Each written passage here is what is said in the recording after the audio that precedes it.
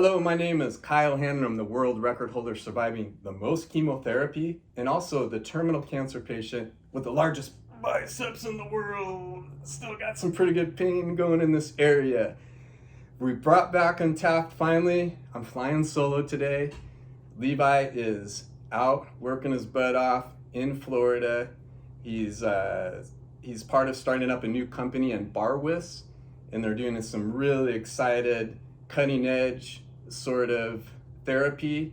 They're helping people that, for example, could never walk. They're changing lives that are now walking through some really top level, new breakthrough, futuristic types of therapies, physical therapy. And they're also using things like peptides. Check out Levi's stuff, Barwis, Barwis. We'll get Levi checking and back in it here soon. He's still grinding, training, kind of hit some injuries here and there, but man, he's still got that fight in him. That's maybe the greatest athlete in the world. I don't know, next to me, right? No, just kidding. Anyways, gonna give this a go by myself. I'm a little bit foggy brained. I made a goal that I wanted to get a podcast done once a week from here on out. So that's the goal. We got some exciting guests to bring on. We got some really cool people. Looking forward to that. We want to really just continue to build and grow overall in the health optimization. I like to really share what I keep learning along the way that just goes alongside fighters. Just the fight in life, the battle, and loving the battle.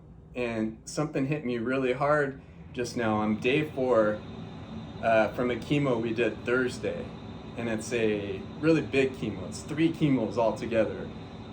And usually by day 2, 3, 4, it starts to take effect. It starts to work its way into my cells. It gets into my brain a little bit of the chemo brain. So I start to get chemoed out a little bit. I woke up this morning. After I woke up in the middle of the night, I'm kind of struggling with still getting off of the hospital schedule. So in the hospital, let's see, I'm bouncing around a little bit.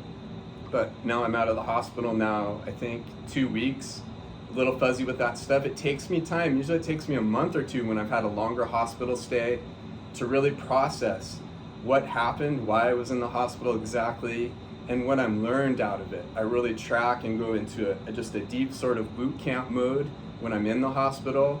I've been doing this for almost 12 years now. So it's kind of become very strong in that area, I believe. I've become a specialist in that area. And I was in for 11 days. The reason we went in is because we have a mystery sort of pain, swelling type of deal where there's been a lot of radiation in the past year to this area. And we've had a lot of tumor involvement here in the lymph nodes. And we had a possible infection going on there. What really makes it complex in my body is bone marrow transplants that I did about 6-7 years ago. Bone marrow transplant is the most crazy, wild, difficult, amazing procedure in the medical field, I believe, that can be done on the human body. And I have not seen or heard of, and even asking doctors, anybody that survived over 10 progressions of disease. We've got some mixed responses in the last 7 years after an allo. Nobody usually survives an allo after progression of disease once. I've had 11, we're at 6 or 7 years after the allo. It's a miracle. It's because the first thing is the God, and also the prayers and love of people. I say it over and over again, but it's huge. I'm so grateful that I've been so blessed. I feel so lucky that people have so much love. There's so much love in the world. It builds me so much hope in the future, and the amount of people that love to come alongside and grow and learn. For whatever reason, I don't know why I get to continue to live when others have passed through tragic occurrences in the cancer battle. But I'm grateful, and I'm going to do everything I can. That's what I try to do every day. Is first thing I do when I wake up is give thanks to the Lord and pray on how I can pay this forward. How can I, from what I've gone through, give back, learn? What can I grow from? What can I take to the next level to bring health optimization, bring hope beyond what is imaginable through Christ. I believe with God, if he's real, he can do the impossible. And so we can achieve things that we've never imagined through that. And my prayer is that we can all come together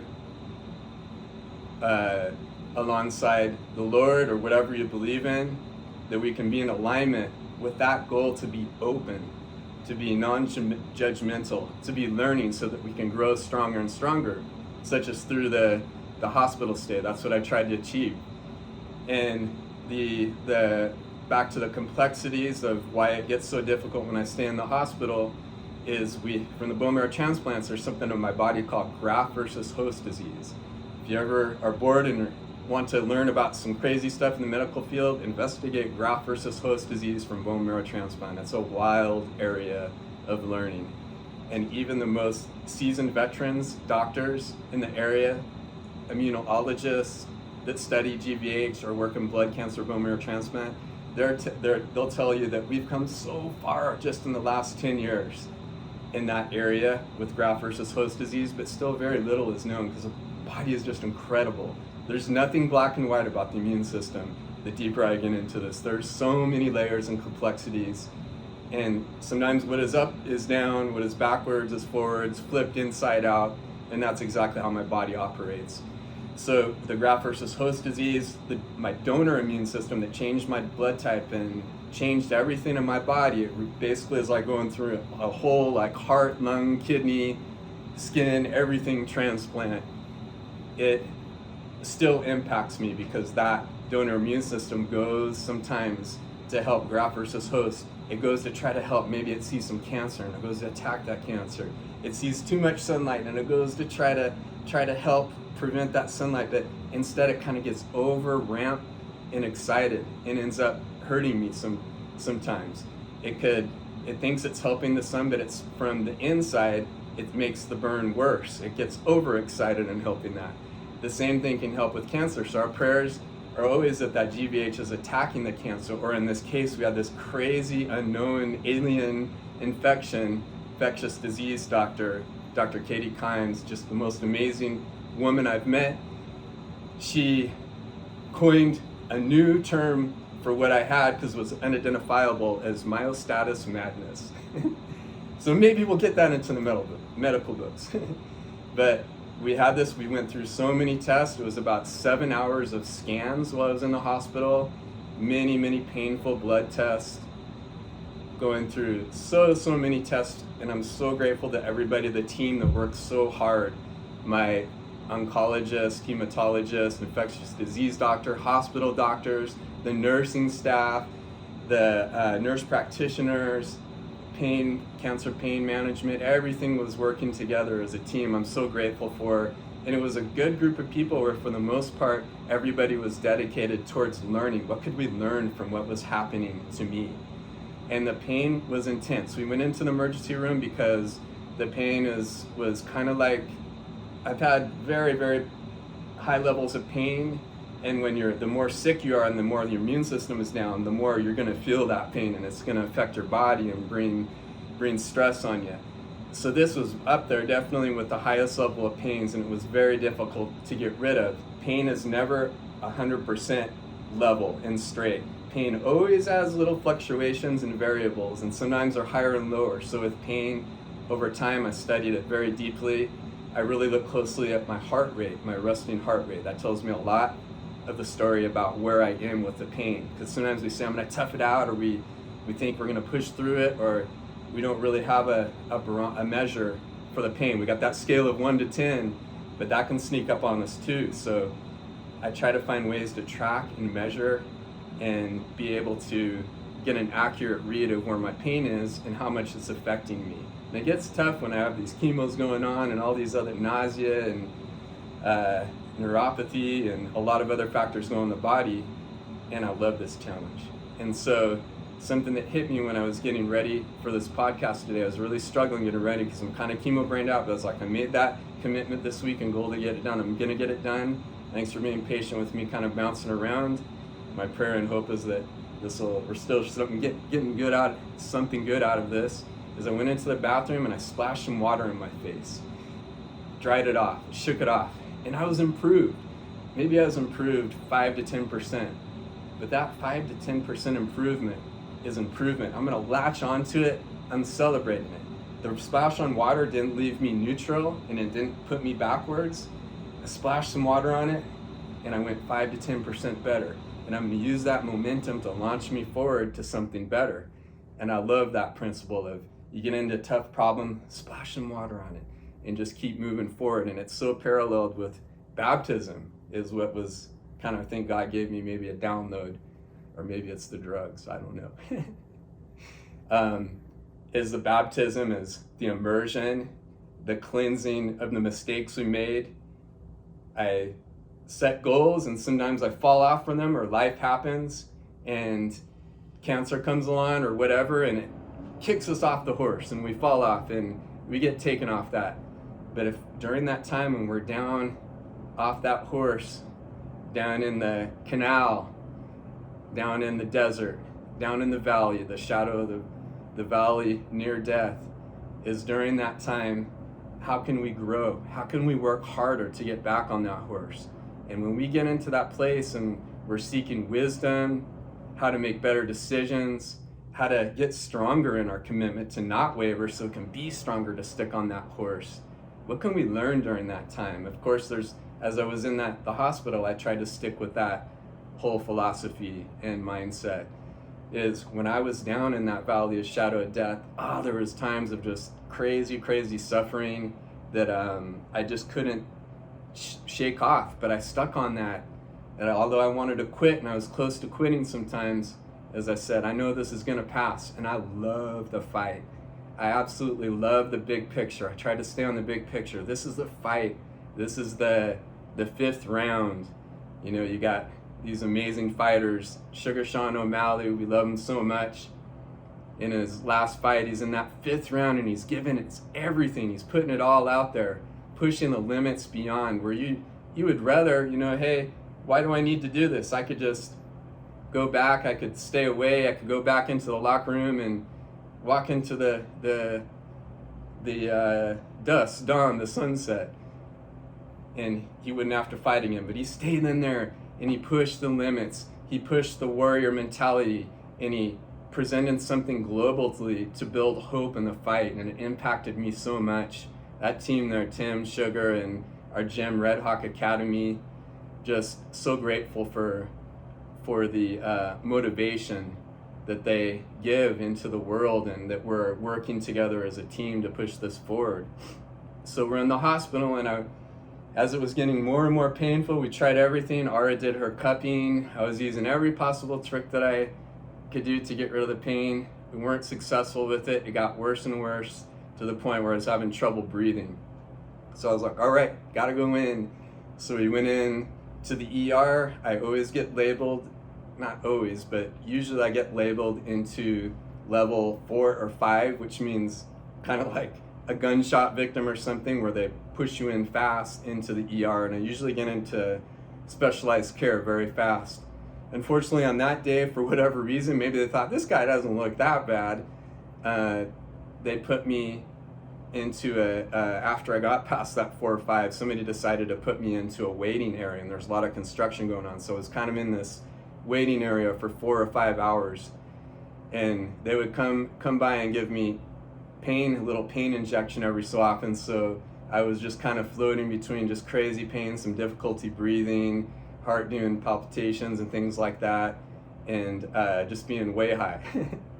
So we got through that all good. I'm really grateful, but it kind of bothered me when I was in there. I'm looking around and I saw a lot of people that were in the ER because they had made poor decisions. I was like, man, can we figure out something with the system where a person, like there's a child in there that was suffering, I'm not sure what it was exactly, but 9-year-old boy in a wheelchair, and he was crying, he was miserable, and I just felt like this dude should be going in first.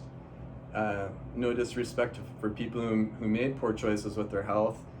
We all make mistakes, but I felt like, darn it, if people aren't willing to take accountability of their health, I do believe that those that do are working hard to take accountability of their health and working hard at it kind of deserve to be put forward a little faster. But anyways, sidetrack. The 1 second here, we'll have to edit this part.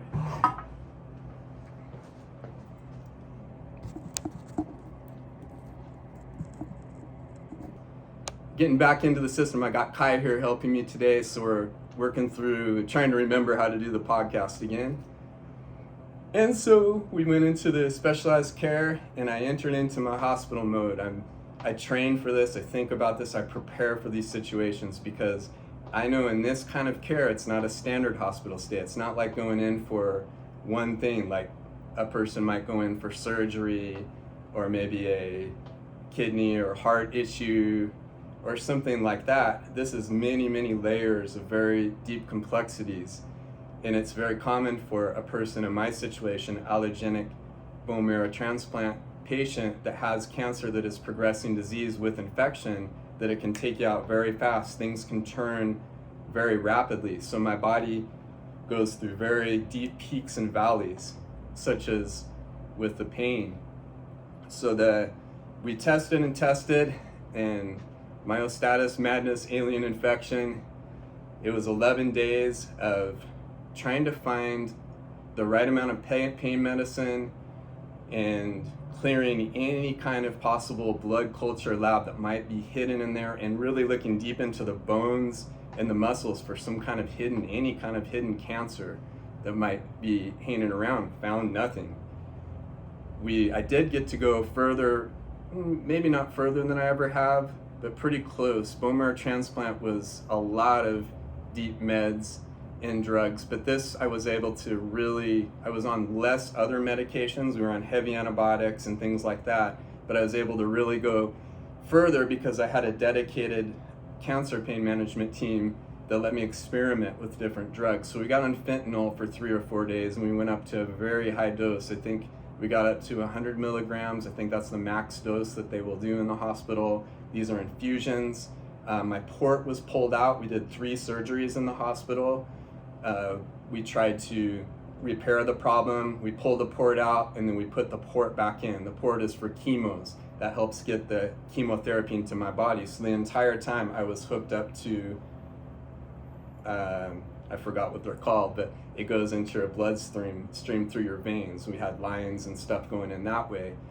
So that became a little bit more challenging. I'm very grateful for those chemo ports to have it back in here. But we were going deep into the pain. The fentanyl, I didn't quite see the allure of it. I know that probably there's a different sort of element when you're smoking it or you're snorting it or whatever. But as somebody told me, when you have pain and you're using the drugs as a medical purpose, it's not going to affect you the same. So fortunately, I think I was blessed with not having the addictive type of genetics in my body, but I think also since I've been working at it for 12 years, it's like anything else, like exercise. I'm exercising my strength in managing pain and being able to detox from meds. So I did not like fentanyl. It made me feel pretty dizzy, and the pain management, I would get injections maybe every 4 to 6 hours. It really only lasted about 2 hours, and I think that it was causing my body more stress than it was actually helping with the pain. So we switched off of that and we moved into other stuff, morphine, we tried all sorts of things, but the best pain medication that I found is going to be a combination of oxycodone and codeine and kratom. And I use kratom as kind of a bridge, and I use that to help me detox. I wish the medical field would use it more, but I have to kind of keep that on the down low part. But the oxy works really well for me with pain because I'm able to stay awake on it. And the codeine is I use for later at night. Codeine is one I have to be careful of. I like that drug a little bit too much. I like that really chill, flow, purple dank, like lean. I like to start leaning, and I start listening to chop and screw music from Texas and slow things and just, I'm chill. So we rode through those, and eventually we worked our way out. I think by the time I got out of the hospital, we were probably 30% improved, and the swelling and the pain. And so that's good enough for me to go home, because of course when I'm home, I'm able to rest better and repair a little bit better. So I think we're probably, now at this point, we're about halfway, maybe 60%. I'm going to give it a 60% improvement in this issue, whatever it is. We're praying that we can get it to go away, that it doesn't hang on too long. And so Thursday we went right into our chemo because it's been effective. That's the great news, is we've knocked off at least half of the cancer activity in the body that's been hanging around and growing pretty rapidly over the last year. We probably were up to over 100 cancerous lymph nodes, tumors in the body, into the bloodstream, and man, it was making life tough. So knocking out that amount has made me feel so much better in so many ways.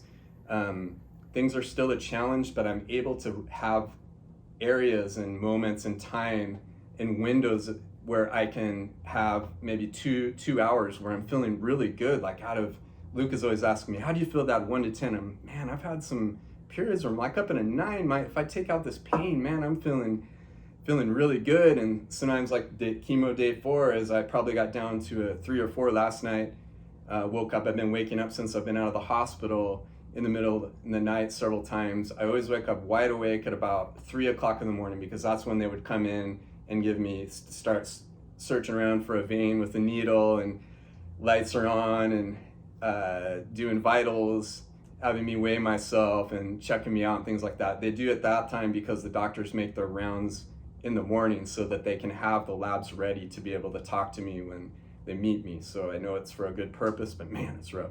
So anyways, when I'm in the hospital, I'm trained for the mode where somebody's coming into my room every hour. On average, it's 1 person an hour around the clock. The reason is they're hanging all sorts of antibiotics, all sorts of things. Again, this is not one thing, it's a complex, very complex deal going on. So around the clock, somebody's coming in. There's many different people that come in, and it's tough because you can never really get a solid stretch of sleep.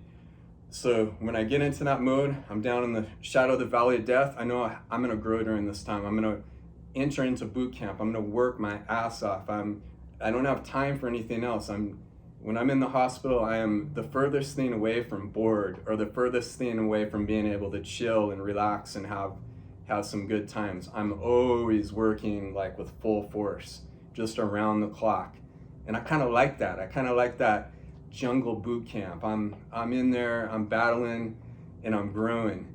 So that's the good picture to take out of it. And when I hit those rough moments, I'd wake up, I'd be so miserable. I had this one time I woke up and I was having night terrors from the drugs and everything, and I had a weird dream that these rabbits were attacking me, and they kept reoccurring. It was a reoccurring dream. I'd go to sleep for a little bit, I'd wake up, I'd go do my stuff, and I'd even get up and move, splash some water on it, and I'd go back to bed, and the rabbit dream would continue. These little bastards biting me on my feet and, attacking me, and I'd wake up and the whole room was spinning. I had some times where the nurse would come in and I was in such a deep, foggy sleep that I was just completely disoriented, and just huge amount of anxiety where I just had trouble calming down and things like that. So I just got into that area of, you know what, I'm gonna get up, I'm gonna splash some water on it, I'm gonna get that 5 to 10% improvement, I'm gonna be recommitted, I'm baptized in the Holy Spirit, I'm gonna move forward and get back to the fight better than before. I gotta say again, it's so good to be back. It makes things so much sweeter, everything's sweeter. I've been spending time with Ara and the boys and trying to get back down into TRC and the gym more often is so nice, trying to get down there every day. Kind of hard sometimes when people are here in the evenings. The boys are all playing different sports, but I've been able to get around enough to get back in the amazing community of people here and just catch those vibes and be able to stand alongside these awesome people that are at Red Hawk Academy and the Java Coffee Shop, Art of Recovery. Man, what a place over here. So grateful. And also gotten to know over the last few years that people from the MMA lab, and that is where Tim and Sean started from. Absolutely love so many people over there. Ezra, Anthony Coba Cruz, Jose, Jakar, Courtney, Bryce, Meredith. Whoa, Bryce's fight. That is the hugest news to me in the last couple weeks in MMA. His dominant performance. He's just such a fantastic guy. I encourage following along what he does. He's a really, really great guy that I appreciate a lot. We got Ezra. He's got a fight coming up along with Tommy Gunn, who we're doing TRC fight camp meals for. We've got Jojo Griffin fight camp meals doing for, and Joe Perez will have a fight soon. And then we've got David Clay from our gym too going up there. This is going to be an amazing card coming up this weekend. Fight Fusion Montana. I'll be posting how you can watch that on pay-per-view. But if you have any inkling of fandomship in MMA, this is something to watch. I get more excited for an event like this, probably because I love these guys, but also because it's just these guys are being coached by the best in the world. You got Tim, Sugar, Jakar, Courtney, influences of the MMA lab in there too. And I mean, Tim, the best coach in the history of the world, coaching the hardest sport that's ever been done, the highest level athleticism and science and art on the human body. And he's going to be coaching 4 guys this weekend. I mean, why would you want to miss that? It's going to be so fun. I can't wait. Just really proud, I gotta say, the boys and Ara came to the hospital every other day, which was really hard. We kept the business rolling. I was just nonstop trying to work on TRC, trying to brainstorm, plan for when I did feel good, I could get back, doing all I could from online, continuing to manage the finances and the budget and the marketing plans, things like that. And Ara worked her ass off, keeping things together for the business, holding down the kitchen. We continue to grow, and I'm so grateful to everybody as the support, our customers for the Recharge Center and in our community, that last week was our best week ever. We reached a level that I did not imagine. It's beyond what we prayed for even. Very grateful. We're praying to take it to the next level. We're praying for a new kitchen. We're really trying to get that. We'd love to continue to work with Sugar Sean.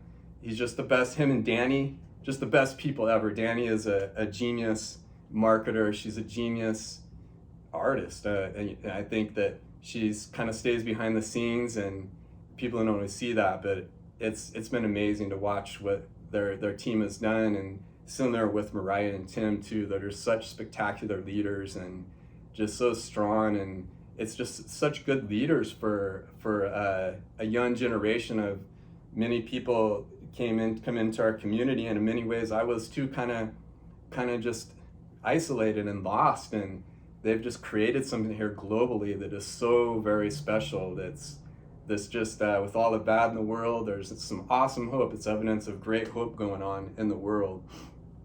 So I'm going to try to keep this one short today and get guests on in the future, so you don't have to hear just me rambling along. I'd love to hear feedback, whatever you got. I'm open. I want to be open to anything along the way. So grateful for the 2 boys. Just amazed how good they've done in school. They're both just super achieving. They're in the gifted programs, getting straight A's, maybe occasional B's in there. Kaya's taking college classes already. He's in 8th grade. He's going to enter high school. Luke is just moving through more than I've ever seen. He's gotten really passionate about soccer, and it's been really fun to watch how much he's grown in the past couple months, finding something he really loves to do. Luke is such a social guy. He loves to talk to people. Like, it's amazing. We'll be somewhere like going to pick up food, and he'll hold the door open for an older person and say, "Hey, how you doing today?" And just kind of have small talk with him. And I'm like, whoa, how did he get that? That's incredible. Kaya's a little bit more, he likes to have his own individual time, but man, when you do get him talking, that guy is so quick-witted and funny. He's just a cool guy. I love having time alone with each of them. And also CJ, getting to know him over the years. Now he's 18, it's like he's an adult. He's driving and stuff like that. Got a lot of love for him. We don't talk quite as much, but we have this kind of unsaid respect for one another. I know he appreciates the time that I put in with him for sports, and he's become such a great athlete. And I appreciate how he's a very helpful dude. He loves to help. How can I help? How can I help? And it's really nice to have him around. And I love that he's got this most beautiful relationship. His girlfriend is autistic, and CJ has intellectual disability, and they found love, and it's beautiful. They have a great relationship for such a young age. So I'm excited to see where that leads ahead. What else do I got here? Oh, we had this dude, the youngest UFC fighter in history, Raul Rojas Jr., showed up at our Red Hawk Academy to train and to learn, and I thought that was pretty special. He's a real good guy. You kind of see him. I followed him on the UFC and been excited about his career, and he came in and now he's going to get on a TRC fight camp meal plan. A very humble guy, just a great dude. So pretty excited to have him in the mix. We've been starting to we do meals for Maria and Benson Henderson over at the lab, and just going into the MMA lab. They've been around for so long. They kind of started the high end of the UFC movement. You got Benson Henderson that won the UFC title, and you've got Keith over there, John Crouch, legend, kind of a pioneer of the sport, especially in Arizona. I just got so much love for these guys. I really look forward to hoping to be able to get to know them better and grow into that community. Really grateful for Ashley and Drew, who go to both places, MMA Lab and a Red Hawk Academy. Just some of the best people that I could possibly imagine in the world. I just so full of love and maybe too much oxy and kratom right now. A little bit of a tough day with the chemo and recovering and trying to get over everything. So thanks for putting up with this. I'm glad we got this done today. That's all I got for today. We'll get on to the next one next week. Much love, prayers to everybody. Have a best day ever.